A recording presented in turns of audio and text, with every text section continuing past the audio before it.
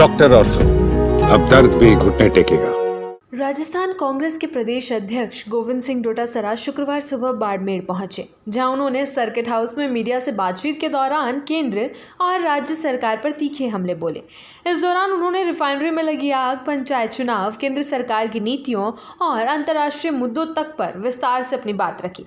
डोटासरा ने बाड़मेर स्थित रिफाइनरी में हाल ही में हुई आगजनी की घटना को गंभीर साजिश बताते हुए इसकी उच्च स्तरीय जांच की मांग की। उन्होंने सवाल उठाया कि जिस कार्यक्रम में प्रधानमंत्री नरेंद्र मोदी के आने की संभावना थी, उसी से पहले आग लगना संदेह पैदा करता है। उन्होंने कहा कि 4 दिन बीत जाने के बावजूद अब तक ये स्पष्ट नहीं किया गया है कि आग कैसे लगी, इसके पीछे कौन जिम्मेदार है और किस स्तर पर लापरवाही हुई। कांग्रेस नेता ने केंद्र सरकार पर आरोप लगाया कि वो नारी शक्ति वंदन विधेयक के बहाने परिसीमन की प्रक्रिया को अपने हित में इस्तेमाल करना चाहती है। उनके अनुसार इससे देश के संघीय ढांचे को कमजोर करने की कोशिश की जा रही है। उन्होंने कहा कि भारतीय जनता पार्टी लंबे समय तक सत्ता में बने रहने के लिए ऐसी रणनीतियां अपना रही है।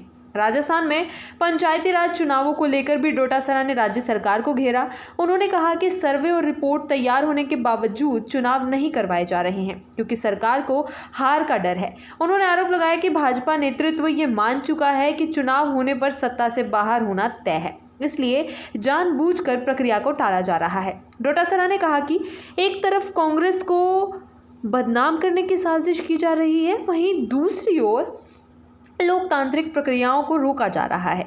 उन्होंने दावा किया कि यदि चुनाव होते हैं तो कांग्रेस मजबूती से जीत दर्ज करेगी। इस दौरान उन्होंने केंद्रीय पेट्रोलियम मंत्री हरदीप सिंह पुरी पर भी निशाना साधा और कहा कि उन्हें अपने पद की जिम्मेदारी निभानी चाहिए। डोटासरा ने ये मांग की कि यदि वे अपने कर्तव्यों का निर्वहन नहीं कर पा रहे हैं तो उन्हें पद से हटाया जाना चाहिए।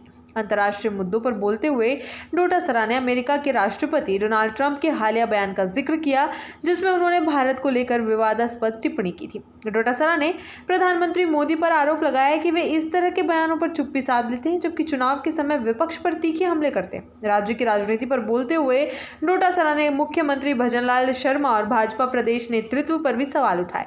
उन्होंने आरोप लगाया कि राज्य में निर्णय स्वतंत्र रूप से नहीं लिए जा रहे, बल्कि दिल्ली से निर्देश आने के बाद ही कार्रवाई होती है। उन्होंने भाजपा के संगठन और सरकार के बीच तालमेल की कमी का भी जिक्र किया।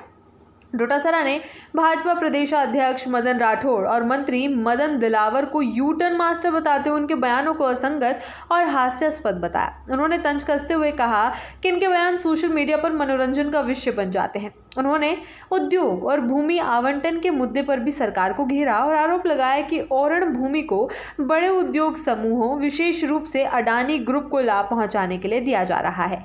डोटासरा ने कहा कि हजारों बीघा जमीन परियोजनाओं के नाम पर आवंटित की जा रही है, जिससे स्थानीय लोगों और पर्यावरण पर असर पड़ सकता है। इस दौरान उन्होंने पश्चिम बंगाल में प्रधानमंत्री के कार्यक्रम का जिक्र करते हुए कहा कि वहां की गतिविधियां केवल इवेंट मैनेजमेंट का हिस्सा है। उन्होंने इसे वास्तविक मुद्दों से ध्यान भटकाने की रणनीति बताया।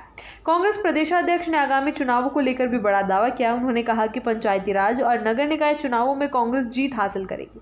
साथ ही उन्होंने ये भी कहा कि 2028 के विधानसभा चुनाव में पार्टी बहुमत से सरकार बनाएगी और 2029 के लोकसभा चुनाव में भाजपा सत्ता से बाहर हो जाएगी। पूर्व विधायक मेवाराम जैन के बयान को लेकर पूछे गए सवाल पर डोटासरा ने इसे पार्टी का आंतरिक मामला बताते हुए कहा कि कांग्रेस पूरी तरह एकजुट है।